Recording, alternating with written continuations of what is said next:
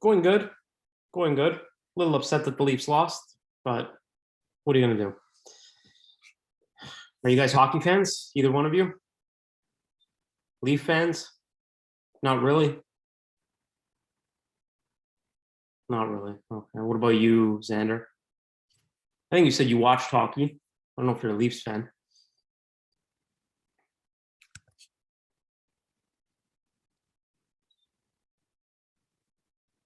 Yeah. Yeah, last night, I don't know if you heard, but there was a pretty bad incident where one of the Leafs players, actually the captain, John Tavares, got injured really bad. They had to stretcher him off the ice and such. So that was tough to watch. And then, yeah, they ended up losing the game too. So, but I just want to talk to you a little bit today about your live event on May the 26th. So what I will do is I will pull up the actual event, and then we can kind of look at it together.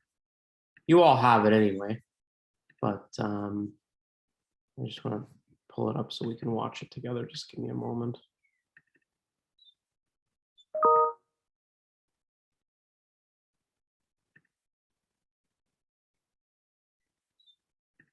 Okay, are we all able to see that? Yes?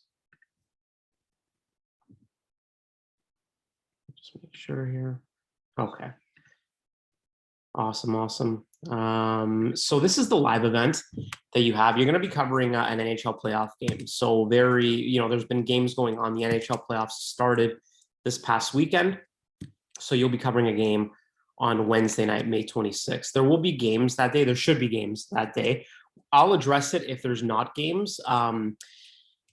So before we get into this assignment, let me just explain how the playoffs work. So the playoffs work, and if you know this, forgive me, but the playoffs work, which is you play a team and you have to beat them 4 times. So it's a best of 7, they call it, because conceivably the series could go 7 games, right? One team wins 3, the other team wins 3, and then you play the 7th game to see who goes on. So Wednesday, May 26th is around when Game 5 and Game 6s will be happening in the NHL. So if a team wins 4 straight, there may not be a game in that particular series that night. But I'm confident, as you see below, from the 4 options that you're going to have, I think that you'll have some options in terms of, like, there'll be a game or 2. If there's not, for whatever reason, if there's no game, I'll deal with it accordingly, and I'll put out an email and we'll address it then. But I'm not worried. I think there should be at least a game or 2. So basically, you are doing exactly what you did for the Oscars, except instead of the Oscars, you're watching a playoff game. Again, you can work alone or with a classmate, and you'll cover one of these. So these are the games scheduled to be played that day. So there's 4. Winnipeg against Edmonton, Florida against Tampa, Vegas against Minnesota, Pittsburgh Penguins against the New York Islanders. Same thing, pick a place to watch a game, either on TV, online, or both, and live tweet information as you're watching and covering the event. Your tweets should include the final score of the game, as well as any significant events that happen during the game as it happens. So for example, last night, right, if we're live tweeting last night's game, you would have for sure live tweeted about the injury to the captain, because that was just like, that brought the whole place, silent, because he was laying on the ice and he tried to get up, he couldn't. They brought out a stretcher, so that was pretty traumatizing to see, but a significant event in the game that you would want to tweet about. So the score of the game, something like that happens. A goal is scored, a big save is made, something happens, a weird penalty. You don't have to cover each and every moment, but focus on the important ones. You have to send out a minimum of 10 tweets, whether you're working alone or with a partner. Same thing to my Twitter account. So make sure you include my handle in your tweets, that way, just to ensure that I'm getting them and receiving them. It's different from the Oscars in that this one, all of your tweets, or 10 of them at least, have to include either photos or videos that you're taking or recording. The reason I say at least 10, you may tweet out throughout the evening 18, 19 times. I'm not going to tell you that each one of those tweets has to have photo or video, but the minimum of the 10 has to have photo or video. Okay, you with me so far?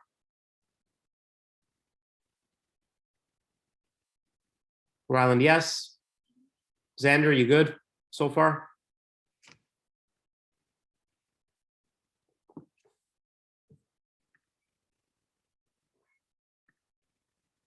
Okay. Again, just like the Oscars, you can photograph or video, take video of the screen that you're watching, what you're eating or drinking while watching the show. Consider hashtags and handles. You know, for example, if you are, let me just come off of this for 1 second. Let's just say you decide you're going to cover the Penguins and Islanders. Okay, just for argument's sake, you're going to cover that game. I'm sure if you go onto your Twitter account, type in a hashtag and start typing in Pens,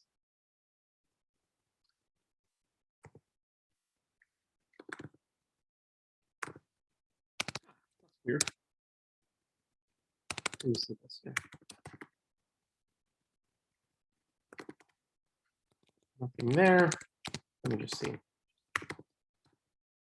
sure there'd be hashtags available. Well, you'll have this one for sure. NHL playoffs 2021. Let me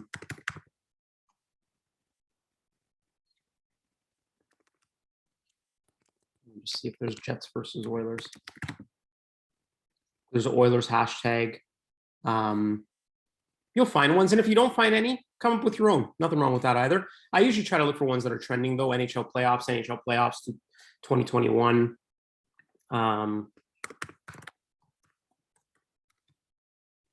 Pittsburgh Penguins. There you go. So you just have to kind of look and see if there are any tweets available, and there should be for each one. The 10 or more tweets can be from one account or two, depending on how you choose to break up the work. I assume you two are working alone, or are you working together?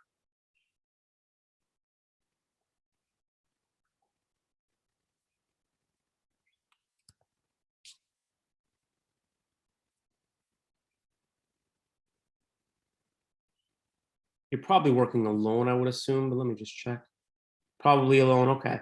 If you decide the two of you or want to work together or with another classmate, because there are other students in this course, believe it or not, you can just let me know, and that's fine. We can move from there.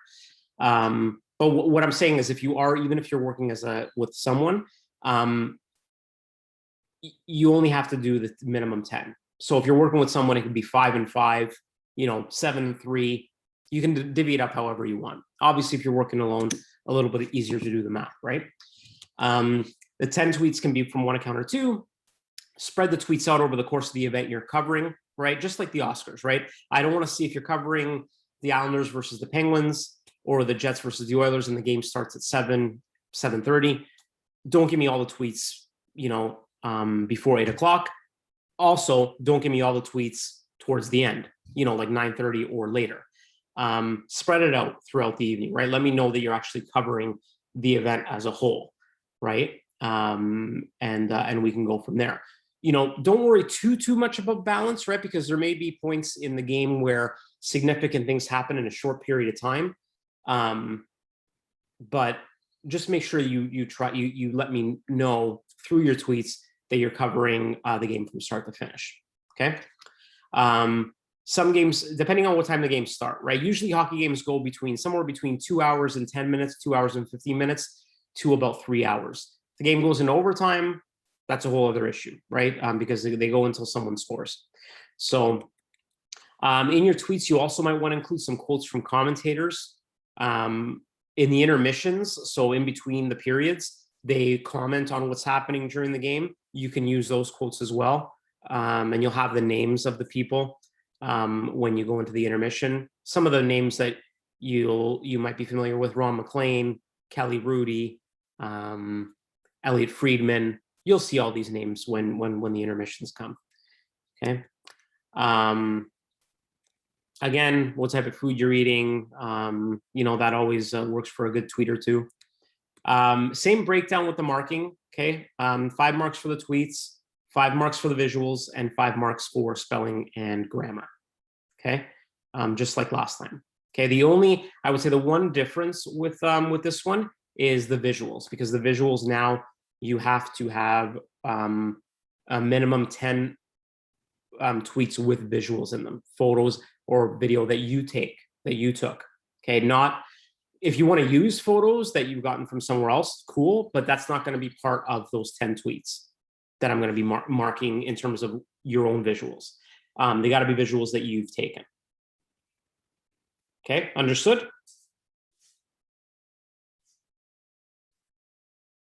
Ryland, yes.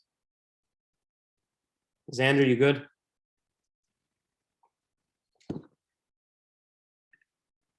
Okay. Any questions, guys, based on this assignment?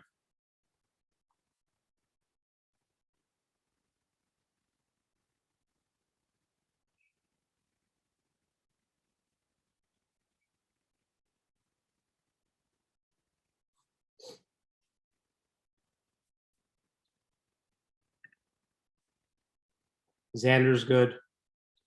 What about you, Ryland? You okay? Any questions?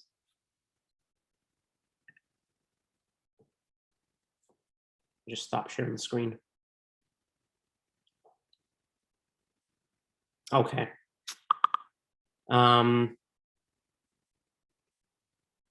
Anything in terms of the course or anything like that? Like any questions you want to address or anything you'd like to discuss? We're almost there, guys. We're almost at the end.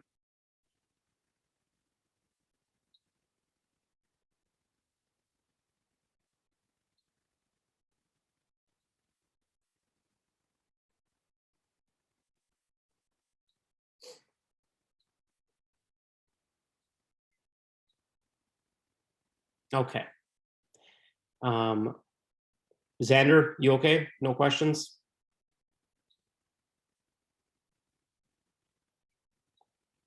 Sorry if I'm repeating myself, but I just want to make sure you two are both clear on kind of the requirements and such.